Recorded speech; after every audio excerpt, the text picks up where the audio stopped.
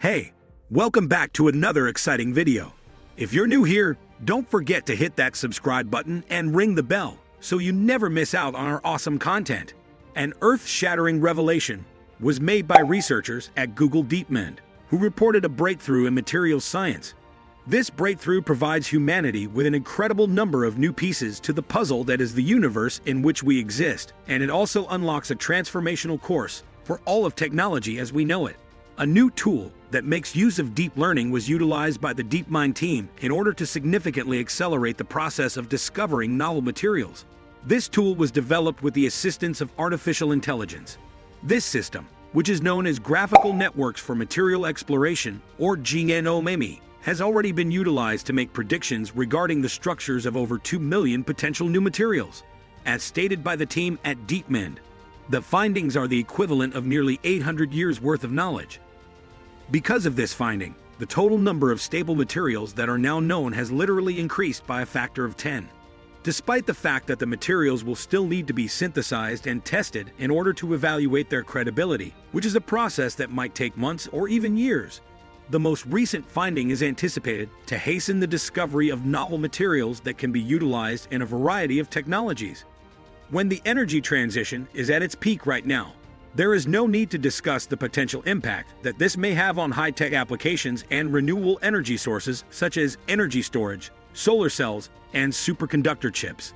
The statement was made by Dovis Kubuk, a staff research scientist at Google Brain who worked on GNoME. While materials play a very critical role in almost any technology, we as humanity know only about a few tens of thousands of stable materials, Kubuk stated.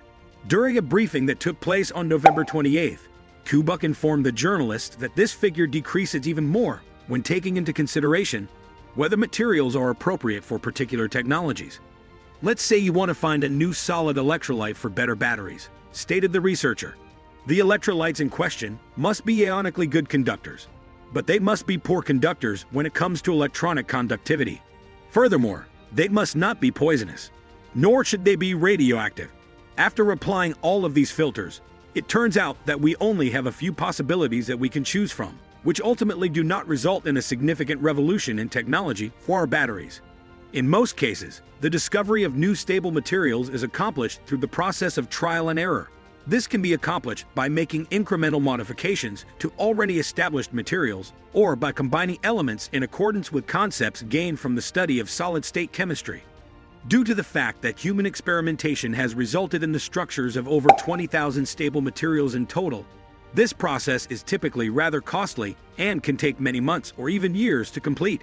It is evident that previous attempts have been made to make use of increased computer capacity in order to anticipate novel materials. The Materials Project, which is a worldwide research endeavor at Lawrence Berkeley National Laboratory, is the most notable of these previous attempts. About 28,000 stable materials have been found as a result of this effort, which is somewhat higher than the total number of materials ever discovered manually. GNoME was trained with the data on material structures and their stability from the Materials Project. The researchers then asked GNoME to recommend novel structures that its model predicted would likely be stable. After that, well-established computational methods were utilized in order to achieve a higher level of precision in the materials that were produced by GNoME. With the addition of these fresh data, a higher quality that were put back into the algorithm, GNoME was able to produce an increase in the number of possibly stable materials that was greater than 10,000%. In spite of this ludicrous amount, the research team selected only 381,000 materials from the 2.2 million those they believed to have the highest probability of being stable and added them to the Inorganic Crystal Structures Collection, ISCD, which is the largest collection of recognized materials in the world. Right away, independent researchers have started synthesizing the materials in order to establish whether or not the data is accurate, and up to this point, 736 of them have been successful. Among these newly added materials, 528 in particular function as potential lithium-ion conductors that have the potential to be utilized in new battery chemistries. Additionally, another 52,000 have a compound structure that is similar to that of graphene, which opens the door to the possibility that some of these could serve as the foundation for, well, pretty much anything graphene has been a miracle material for, from superconductors to anode material. We believe that some of these will be made in the lab, which will hopefully lead to very exciting applications, according to GNoME.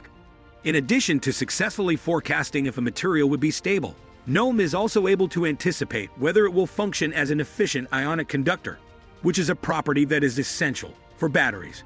Researchers working at Google DeepMind are excited about the possibility that future artificial intelligence technologies will be able to anticipate other beneficial qualities.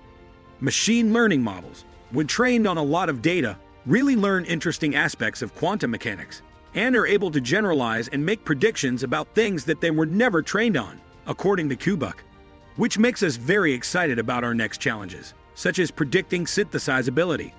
On the other hand, despite the fact that the generation of materials has certainly advanced by over a millennium, it is difficult to estimate how much time it will take to go through all of those materials and identify the maximum capabilities of each material in comparison to those of other materials for each and every part of technology. On the other hand, one could claim that we have suddenly become extremely behind in terms of innovation, and the process of simply sorting through it might be detrimental to innovation itself. In order to expedite the process of confirming the materials, researchers at Lawrence Berkeley National Lab have been working on building A-Lab, an automated materials synthesis system that is capable of working around the clock, 7 days a week, and for as long as it takes to catch up to the present list. Experiments are automatically synthesized by a robotic arm that is contained within a tight-fitting chamber. A laboratory that is powered by artificial intelligence that can function around the clock, 7 days a week, and 24 hours a day is called A-Lab. Its purpose is to synthesize the millennia of new materials that are currently available. More time is required to produce materials in a conventional laboratory that is run by humans. If you're unlucky, it can take months or even years. Kristen Person, the founder of the Materials Project, said during a press briefing before the event. She stated that after a few weeks, the majority of pupils give up. However, the A-Lab is not interested in failing. Continued efforts are being made by it. To this point, A-Lab has carried out 355 tests over the course of 17 days and has successfully synthesized 41 out of 58 substances that were in the proposal. These new artificial intelligence capabilities, according to researchers from DeepMind and Berkeley Lab, have the potential to assist expedite hardware innovation in a variety of industries, including computers, energy, and many more. Hardware, especially when it comes to clean energy, needs innovation if we are going to solve the climate crisis, according to Person. This is one aspect of accelerating that innovation. This is the future, according to Kristen Person, the founder of the Materials Project. This is the future to design materials autonomously using computers, but also to make them autonomously using these robotic labs and learn from the process, she said. The video for today has come to a close. What are your thoughts on it? Feel free to leave a thoughtful comment down below. And for more videos like this, and subscribe to our YouTube channel.